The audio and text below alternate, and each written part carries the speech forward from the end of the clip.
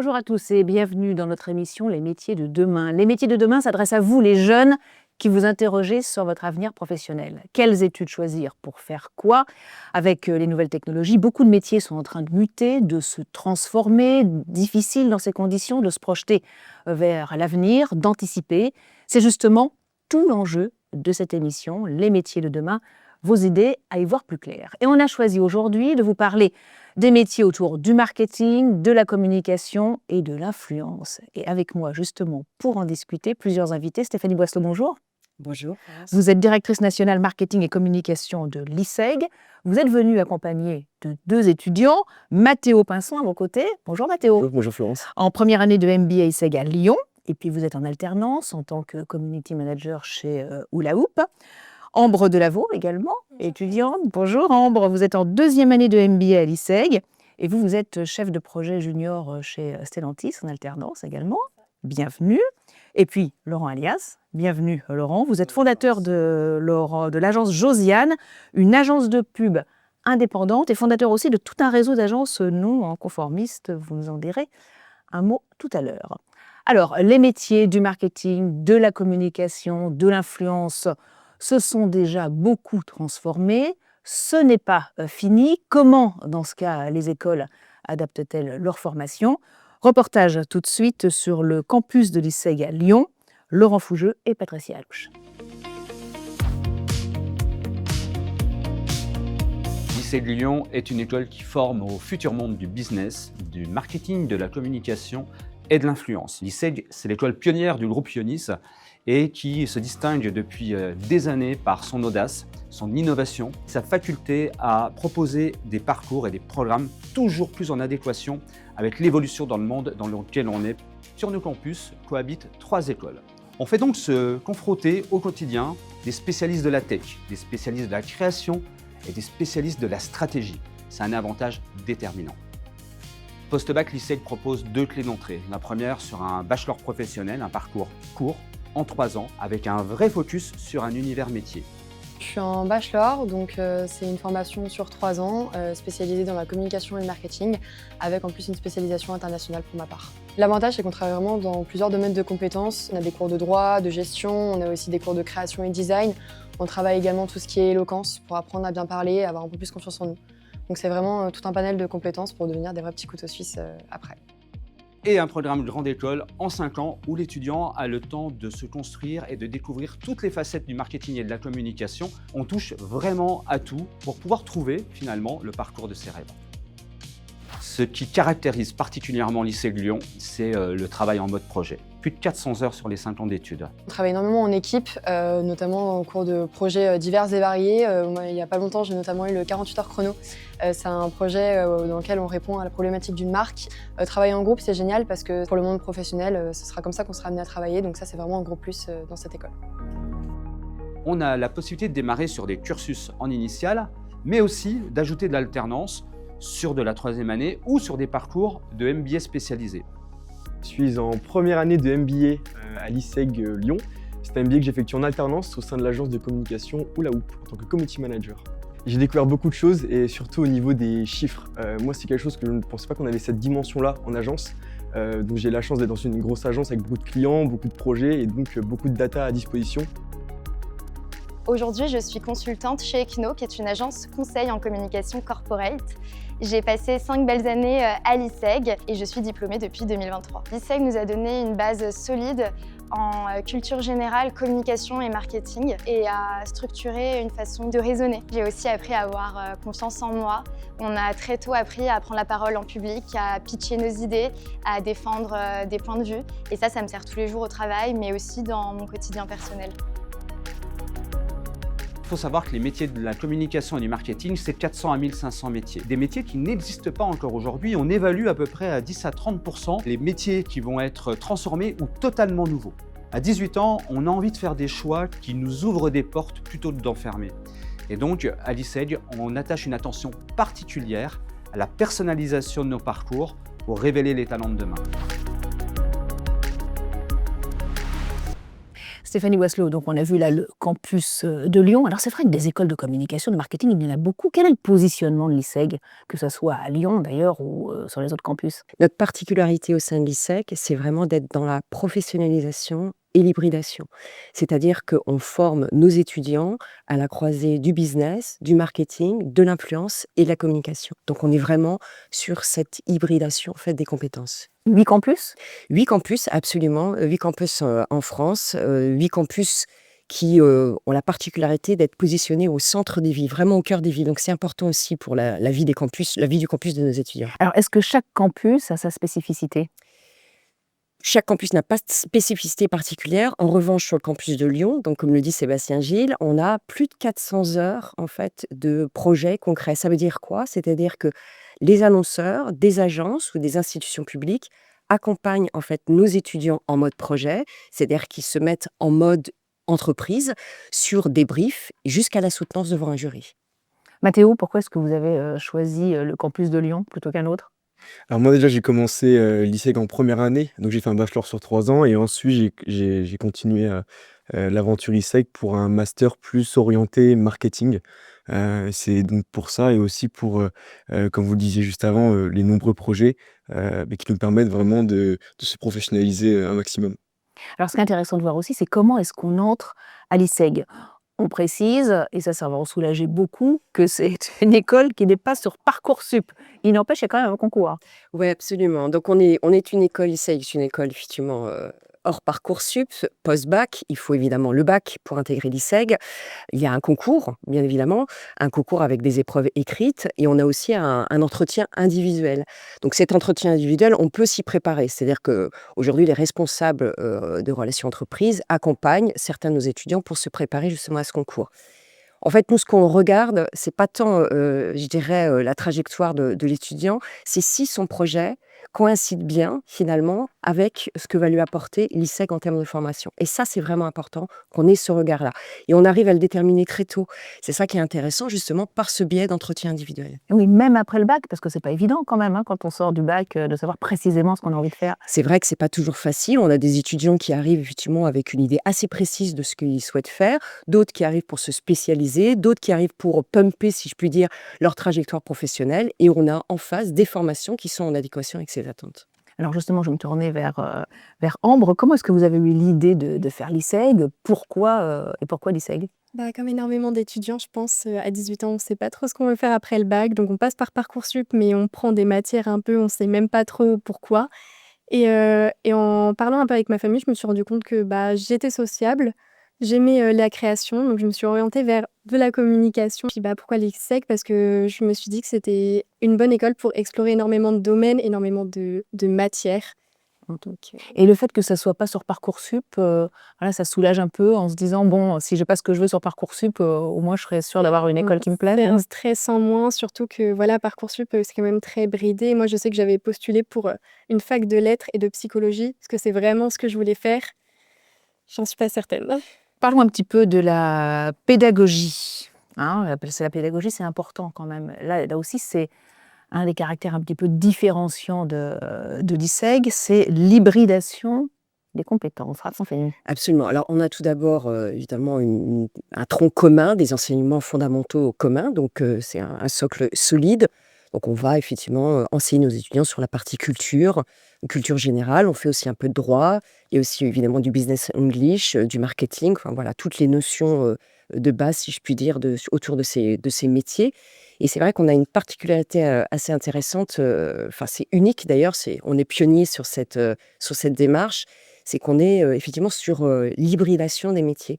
Ça veut dire quoi concrètement? C'est qu'aujourd'hui, on le sait, on a des profils d'étudiants qu'on doit ouvrir sur une multitude de compétences. Donc, on va parler de création de contenu, on va parler de data, on va parler d'IA aussi, évidemment. Aujourd'hui, c'est assez prégnant.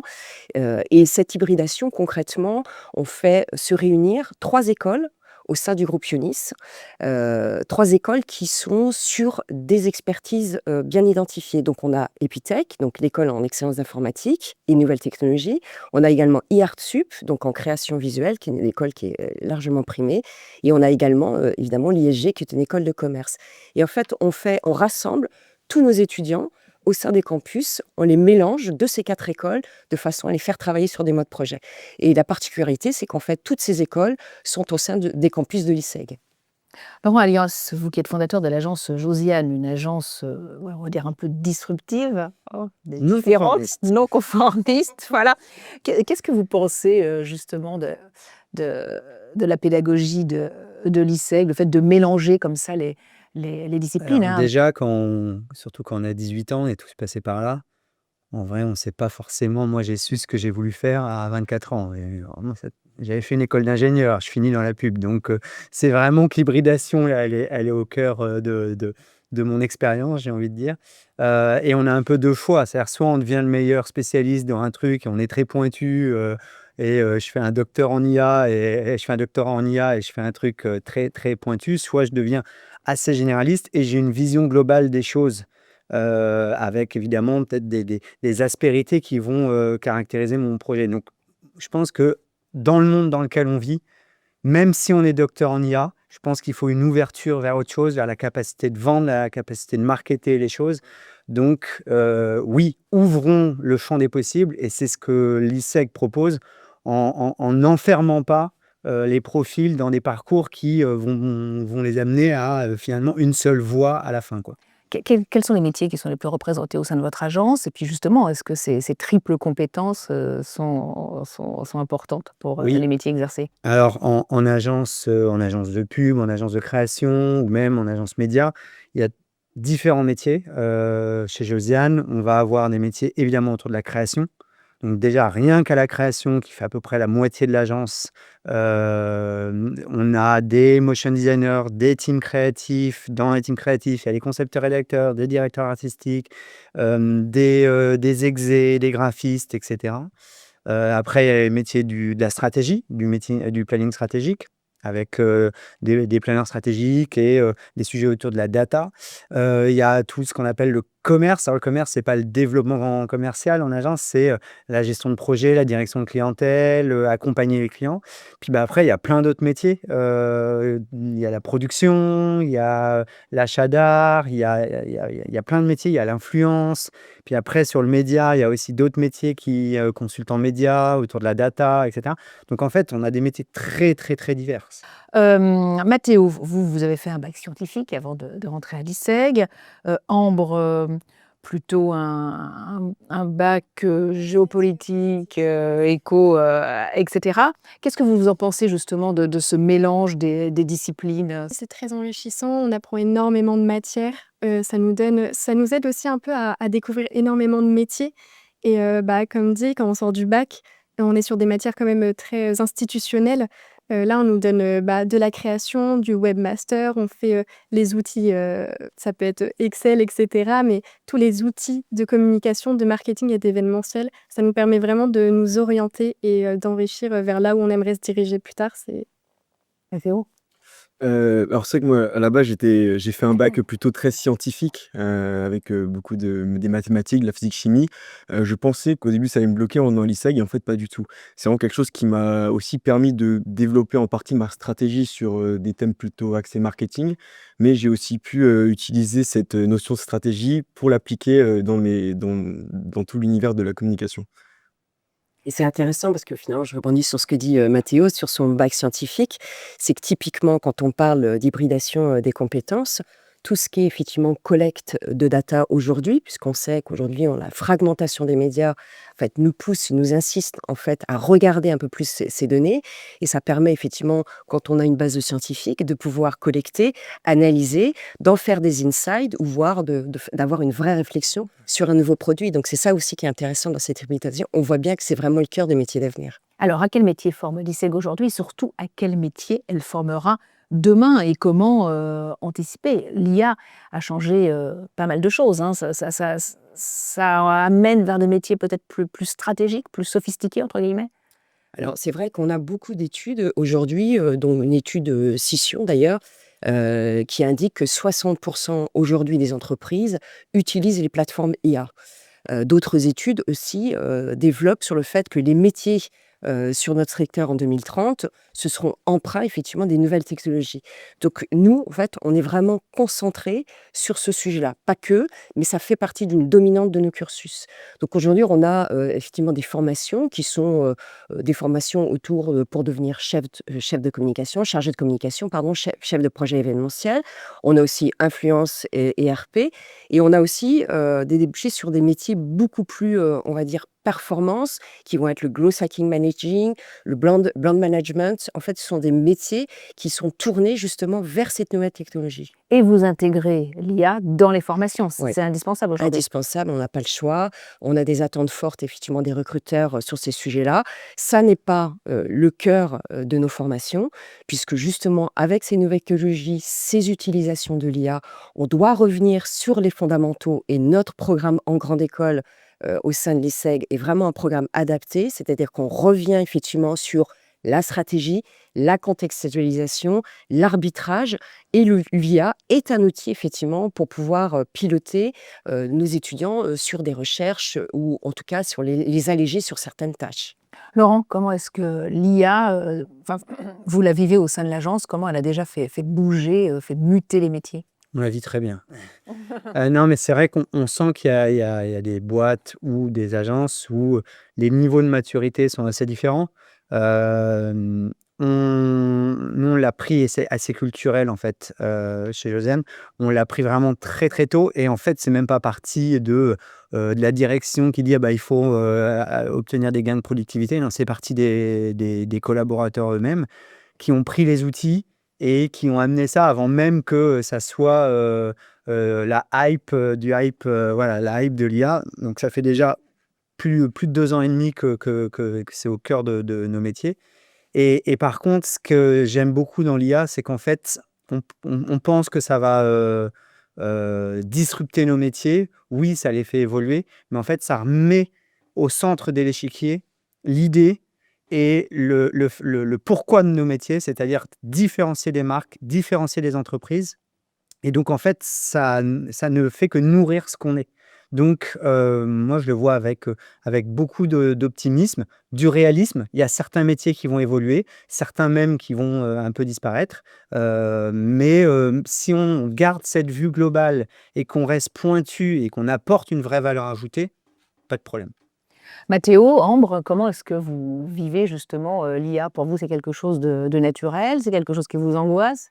Alors, c'est quelque chose, moi, que j'ai essayé de très vite intégrer parce que l'IA, c'est quand même quelque chose qui est très accessible actuellement. Et je pense qu'en tant qu'étudiant, ne pas utiliser l'IA et ne pas se former à l'IA, c'est quasiment de l'autosabotage, en fait. Ambre? Je suis assez d'accord avec Mmh. ça et puis, l'école nous donne l'outil quand même à disposition. Ils sont pas bridés sur ça, donc on peut évoluer avec. C'est un peu un booster de créativité, l'IA, finalement. Oui, c'est ce que j'appelle un exhausteur de créativité, ouais, tout à fait. Donc c'est vraiment, aujourd'hui ce vers quoi, en tout cas, nous, on forme nos étudiants. Alors on l'insuffle évidemment sur l'ensemble des cursus, hein, l'IA. C'est un point, encore une fois, dominant, mais il est là pour aider, pour accompagner nos étudiants, effectivement, sur des tâches qui étaient un peu, on va dire, lourdes, en termes de temps. Mais aujourd'hui, on revient quand même, et j'insiste vraiment là-dessus, sur l'idée des fondamentaux en fait de nos formations. Et c'est ça qui est important aussi aujourd'hui dans les formations. Sortir de l'IA des fois, je pense que c'est fondamental, Ouais, et on clair. peut vite devenir un peu assisté. Donc je pense qu'il faut reprendre aussi un peu les bases pour avoir des vraies fondations solides, Oui, quoi. tout à fait. Et comment est-ce que justement vous adaptez les formations? Parce qu'il faut avoir un coup d'avance quelque part. Est-ce que vous travaillez avec les entreprises? Est-ce que, voilà, comment est-ce que vous travaillez ensemble, par exemple? Nous, on travaille ensemble effectivement avec Laurent et avec l'agence Josiane sur différentes choses finalement. Donc leur regard d'experts, évidemment, les attentes qu'ils ont aujourd'hui sur des profils effectivement de leurs futurs talents. On regarde aussi, bien évidemment, au niveau des études sur les évolutions du métier, ça c'est très important. Il y a des études scission, effectivement, étudiants et où parfois même on est accompagné aussi avec Ipsos et là on va réaliser une étude. On parle de plus former des métiers qui n'existeraient plus Exactement. d'ici 5 ans. Exactement. Aujourd'hui, on se rend compte effectivement qu'au travers de ces évolutions de métiers, des attentes effectivement des entreprises, qu'on doit adapter nos cursus. Alors nous, on l'a fait très rapidement. On a revu complètement en fait nos scénarios de formation et on est allé vers du double cursus. Donc, on parlait tout à l'heure d'hybridation et de synergie avec les 3 écoles. Typiquement, on propose à nos étudiants des MSc et des MSc qui vont compiler l'IA marketing et les nouvelles technologies, la conception, évidemment, la création et la communication. On a aussi les stratégies d'influence et la communication. Donc, on s'adapte très, très vite, en fait, à ces évolutions de métiers. Un mot à ajouter justement sur Là, la je pense co-construction des formations, je pense peut-être? qu'il y a, et on le ressent, dans l'ISEG, on le ressent dans la campagne également des campagnes que font l'ISEG. Il faut de la lucidité et du courage pour dire: «Bah oui, les choses évoluent». On va pas, les parcours, d'Ambre, et de Mathéo vont pas être les mêmes que leurs parents ou que les miens. Et donc, ils vont toucher à beaucoup plus de choses au sein de leur carrière. Et donc pour ça, il faut leur donner des armes. Et pour ça, il faut dès le début, dans la façon dont on design les parcours pédagogiques, de la lucidité sur ce qu'est le monde d'aujourd'hui et ce qu'il sera demain, et du courage pour le mettre en place. On le disait tout à l'heure, la formation est également très concrète, avec des stages, des alternances aussi. Mathéo, Ambre, vous avez choisi donc l'alternance, mais on peut aussi faire des stages. D'ailleurs, les stages aujourd'hui reprennent un petit peu de poil de la bête par rapport à l'alternance. Qu'est-ce que vous faites concrètement? Est-ce qu'on vous confie de vraies missions chez Oula Hoop? Alors moi actuellement, je suis dans un pôle social média, Mhm. donc tous les jours, je vais gérer les réseaux sociaux de mes clients, ainsi que leurs opérations d'influence. Donc je vais gérer un portefeuille de clients, qui peut être de 3 à 4 clients, et donc mon but, ça va être de maximiser la performance de leurs réseaux sociaux. Ambre, chez Stellantis. Chez Stellantis, bah, moi, je me suis orientée un peu automobile, donc ça va Et être c'est votre passion, hein, la moto et la moto et oui. l'automobile, je me suis bien penchée là-dessus. Bah, ça peut être, un exemple très concret, ça peut être le salon de l'automobile. Donc on crée l'événement. Ça peut être des tournols, des séminaires échelle monde. On fait aussi de la communication, la publicité. Voilà, c'est vraiment très riche. C'est des postes très concrets. C'est très enrichissant. Et le rythme en alternance, donc 4 jours en entreprise, c'est ça, 1 journée à l'école, ça vous convient? Moi, je trouve ça très bien, surtout que le jour d'école et le vendredi. Je trouve ça très bien pour être dans un rythme d'entreprise tout le début de la semaine et finir par un jour d'école. Souvent, en plus, le vendredi, c'est un peu le jour le plus calme en entreprise. Enfin, en tout cas, pour mon cas. Donc, Mathéo, pareil? Oui, c'est à peu près la même chose. Je trouve que rester quand même des semaines quasiment entières en entreprise nous permet quand même de se projeter un peu plus sur tous nos projets et donc de gagner en efficacité. Alors, comment est-ce que vous les intégrez, les alternants, les stagiaires maintenant, hein, puisque les stages sont remis au goût du jour? Qu'est-ce que vous leur faites En fait, on les considère comme des collaborateurs. C'est-à-dire que même, par exemple, à la création, des alternants ou des stagiaires peuvent sortir des campagnes. Donc quand on va briefer, par exemple, sur une campagne, bah, on va avoir des teams seniors, des teams middle, et puis bah, il va y avoir des teams plus juniors qui peuvent être alternants ou stagiaires. Puis des fois, on va croiser aussi. À l'agence, par exemple, il y a Pierre-Marie Fossurier qui a un créatif multiprimé. Et bah, on va le mettre avec un alternant. Et donc, il va y avoir un concepteur-rédacteur qui a 25 ans d'expérience et puis un directeur artistique qui a quelques mois d'expérience. Et c'est intéressant parce que à la fois, ils ont une vision différente du monde et des expériences très différentes. Et c'est ça, en fait, créer, hein, c'est relier les expériences qui sont différentes, qui n'ont rien à voir. Oui, ça prouve en fait que nos étudiants, ils ne sortent pas de l'école de façon théorique. Ils sont capables immédiatement, sur le marché du travail, finalement, de travailler sur une stratégie, de produire une recommandation, d'avoir aussi une stratégie d'activation, d'être sur la performance business. Donc, on voit bien finalement que cette hybridation des métiers, elle est vraiment importante. Et ensuite, on les retrouve dans des secteurs très variés. Dans le luxe, dans effectivement l'industrie automobile, on les retrouve aussi dans le sport, dans le secteur de la mode. Donc c'est très hétérogène parce que finalement, ces compétences, elles sont totalement transférables, en fait, quel que soit le secteur. Il nous reste moins de 2 minutes pour savoir où sont embauchés les étudiants, justement, dans les grands groupes. Quel est le taux d'insertion voilà, après l'ISEG? Et puis aussi, comment est-ce que vous les accompagnez? Oui. Alors, elle sait qu'il n'y a eu aucun coup d'arrêt, si je puis dire, en termes d'insertion professionnelle. On est encore aujourd'hui sur un chiffre à 80% en fait, d'insertion professionnelle à l'issue de l'obtention du diplôme. Ça a pris un tout petit peu plus de temps. Alors après, il y a en fonction effectivement des verticales métiers, on est plutôt sur 78% et 83%. Nous, en fait, la clé d'entrée en insertion professionnelle, elle commence déjà à l'ISEC par l'alternance. On propose de l'alternance dès la 3e année. Après, il y a un accompagnement des relations entreprises, voilà, qui sont installées sur les 8 campus. Donc, elles vont accompagner nos étudiants, bien évidemment, en termes de coaching. Donc, ça passe par la préparation du CV, mais aussi des jeux de rôle pour se préparer aussi à l'entretien, pour obtenir son stage ou son alternance. Et puis après, on les suit pendant en fait toute cette recherche en fait de travail. Et puis on travaille beaucoup aussi sur les soft skills. Ça, c'est quelque chose d'important. Donc à l'ISEC, c'est les soft skills et surtout l'innovation dans nos programmes. Et c'est pour ça qu'on est là depuis 45 ans finalement. Alors, juste 30 secondes pour demander à Mathéo et à Ambre ce qu'ils ont envie de faire après l'ISEG. Pour ma part, je pense, du moins sur un avenir proche, me projeter plus vers l'agence. Parce que pour développer justement cet aspect stratégique et très factuel que j'aime beaucoup dans ce milieu. Et Ambre, comment vous voyez votre futur professionnel? À contrario, plutôt dans une grosse entreprise et si je peux rester dans l'automobile ou alors, la moto, même si c'est un peu plus de niche.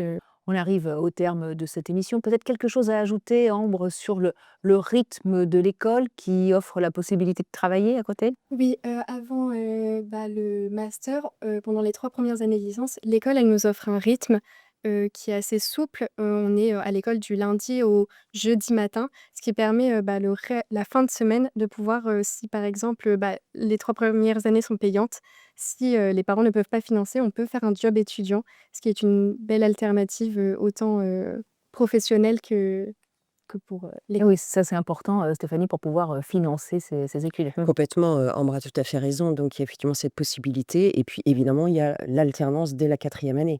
Et l'alternance, qui est sur un rythme de 4 jours en entreprise et 1 jour, en fait, à l'école, permet aux étudiants de financer concrètement, en fait, leur formation. Oui, la formation est financée. Allez, un dernier petit conseil, Laurent, aux étudiants qui nous regardent et qui voudraient se lancer dans ces études de marketing, de communication et d'influence. C'est pas forcément un conseil, c'est un constat.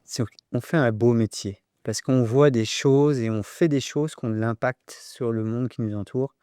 Et qu'on soit en agence ou chez l'annonceur, on fait un beau métier et je pense qu'il faut le dire. Donc voilà, foncez. C'est un métier, en plus, on s'amuse dans ce métier-là aussi. C'est aussi ça qui est important. Il y a une vraie réflexion stratégique, il y a de la créativité, mais on s'amuse aussi beaucoup. Et s'amuser, c'est un vrai livre. Exactement. Merci Stéphanie, merci Laurent, merci Ambre, merci Mathéo. Merci à vous tous de nous avoir suivis. On va se retrouver bien sûr sur Demain TV, EMSE, ma chaîne étudiante, et bien sûr notre chaîne internet JobTalk TV et les réseaux sociaux. À très vite.